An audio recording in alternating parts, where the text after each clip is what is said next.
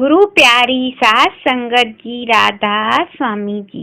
जयपुर भंडारे पर ये बात सच भी साबित हो गई जब किसी दूसरे शहर से आए एक जत्थे ने अपने ही जत्थे के एक सेवादार के साथ गड़बड़ी कर दी।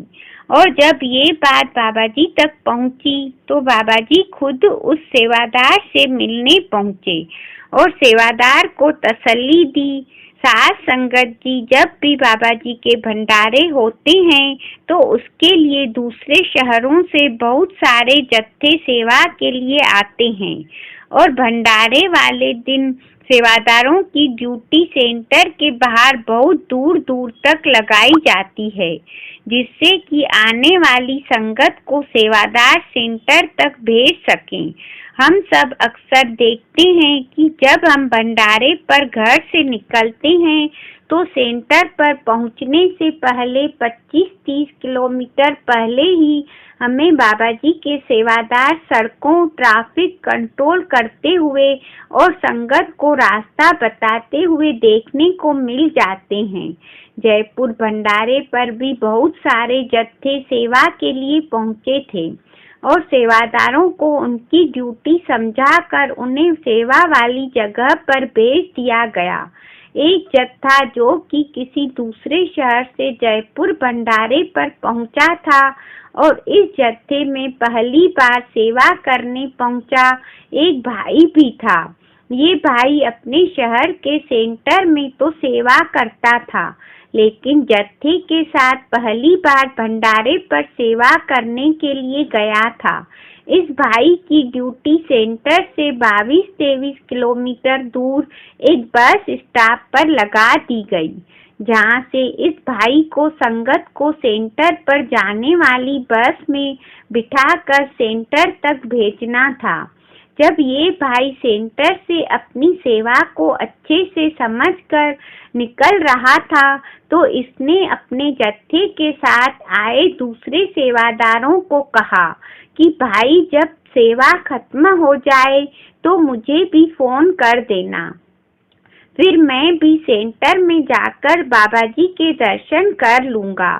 तो इसके साथी सेवादारों ने कहा कि आप चिंता ना करें, हम आपको फोन करके बुला लेंगे। जब इस भाई को साथी सेवादारों ने तसल्ली दे दी तो ये भाई वहां से अपनी सेवा के लिए बस स्टॉप पर पहुंच गया और आने वाली संगत को डेरे की बस में बिठाकर सेंटर पर भेजने लगा।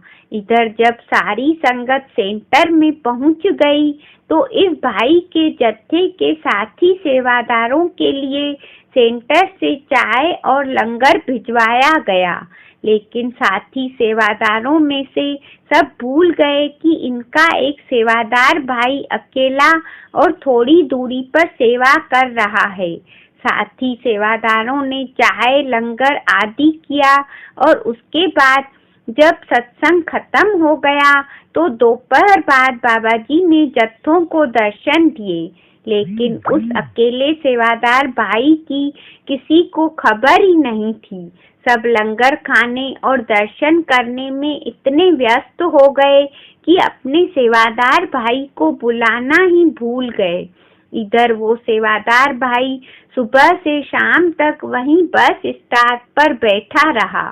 संगत सत्संग सुनकर अपने अपने घर लौट गई, लेकिन ये भाई फिर भी वहीं बैठा रहा, क्योंकि इसको समझाया गया था कि ड्यूटी पूरी किए बिना वहां से उठना नहीं है। अब ये पहली बार सेवा पर गया था तो इसको लगा कि जब तक मुझे बुलाया नहीं जाता तब तक मुझे यहीं बैठे रहना चाहिए।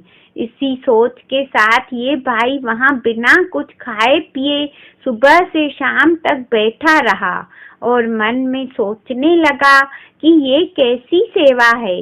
ना तो किसी ने चाय पूछी, ना रोटी मिली और ना ही सतगुरु के दर्शन नसीब हुए। साथ संगत जी, ऐसी सिचुएशन में हर इंसान के मन में इस तरह की सोच का आना बड़ी आम सी बात है। सुबह से शाम तक भूखा प्यासा ये भाई अभी भी वहाँ इसलिए बैठा था क्योंकि बिना हुक्म मिले ये वहाँ से उठना नहीं चाहता था और हुक्म देने वाला जत्थेदार इस भाई को भूल बैठा था। लेकिन साथ संगत जी, बाबा जी कहाँ अपने किसी भी सेवादार को भूलने लगे थे। शाम के टाइम बाबा जी ने सेवादार से कहकर लंगर पैक करवाया और बाबा जी खुद ड्राइवर के साथ उसी बस स्टॉप पर पहुंच गए जहां वो सेवादार भाई सुबह से बैठा हुआ था।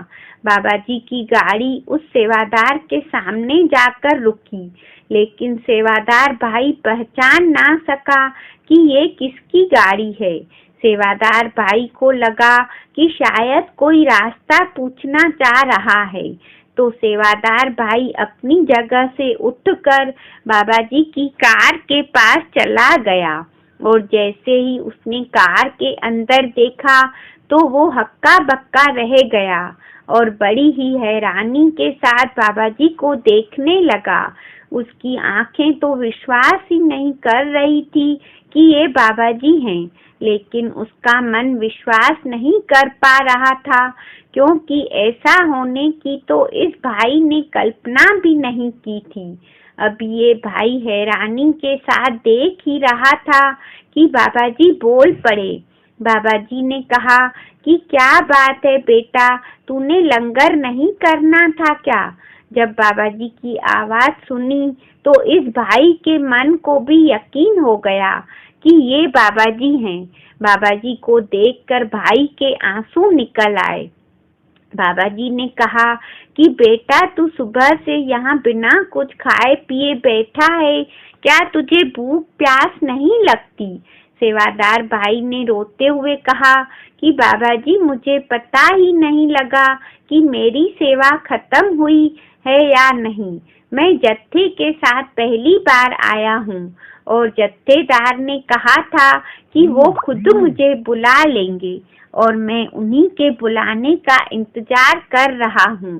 बाबा जी ने कहा कि बेटा, जत्थेदार के ऊपर बहुत बड़ी जिम्मेदारी होती है, इसलिए कभी कभी वो भूल जाते हैं, लेकिन अगर उन्होंने नहीं बुलाया तो तुम उन्हें फोन करके पूछ लेते। सेवादार भाई कहने लगा कि बाबा जी, मैं तो एक मामूली सा सेवादार हूँ, मुझे जो कहा गया मैंने तो वही किया। बाबा जी ने समझाया कि बेटा, परमार्थ में कोई बड़ा छोटा नहीं होता और आप इस तरह की सोच ना रखा करें। हम सब परमार्थ में अपनी सेवा निभा रहे हैं। मालिक ने हम सबको ड्यूटी दे रखी है। जैसे तुम एक सेवादार हो, वैसे ही मैं भी यहाँ का एक सेवादार ही हूँ। यहाँ कोई छोटा बड़ा नहीं है, मालिक की नजर में सब बराबर हैं। बाबा जी की इतनी गहरी बातों को सुनकर सेवादार भाई की आंखों से आंसू रुक ही नहीं रहे थे। सेवादार भाई सोच रहा था कि हम चाहे अपने साथी सेवादारों को भूल जाएं, लेकिन सतगुरु अपने सेवादारों को कभी नहीं भूलते। इसके बाद बाबा जी ने उस भाई को पैक किया हुआ लंगर दिया और बाबा जी वहां से चले गए।